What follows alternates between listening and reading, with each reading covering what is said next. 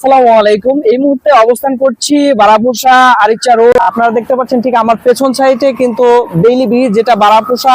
এই ব্রিজটা এতটাই ঝুঁকিপূর্ণ ছিল যে এই ব্রিজটা দিয়ে ভারী কোনো যানবাহন চলাচল করলে সেক্ষেত্রে এটা ভেঙে যাওয়ার সম্ভাবনা ছিল, অতিরিক্ত লোড নেওয়ার সমস্যা ছিল এবং বড় কোনো যানবাহন একসাথে চলাচল করা বহু বিপজ্জনক একটা সংকট ছিল। কিন্তু সেই ব্রিজটাকে বর্তমান সচল রেখেই তার পাশে এই বর্ষা মাসেই কিন্তু এই পানির মধ্যেও কিন্তু কাজ চলমান এবং চলছে। এটি 4 লেন রাস্তার কাজ হিসেবে একের সাথে একেবারে 4 লেন ব্রিজ হিসেবে কিন্তু করা হচ্ছে এবং আপনারা দেখতে পাচ্ছেন যে ব্রিজের যে ওয়ার্কার তারা কিন্তু বর্তমান কাজে নিযুক্ত এবং তারা পর্যাপ্ত পরিমাণ পরিশ্রম করে রাত দিন একাকার করে তারা কিন্তু কাজ করে যাচ্ছে। এটি আরিচা মহাসড়কের অন্যতম একটি রাস্তা, যেটি বর্তমান সময়ে 4 লেন আকার ধারণ করছে এবং বেইলি ব্রিজটা কিন্তু বর্তমান সচল রেখেই দেখতে পাচ্ছেন যে এই ঠিক এর পাশেই কিন্তু কাজ চলমান এবং কাজ চলছে।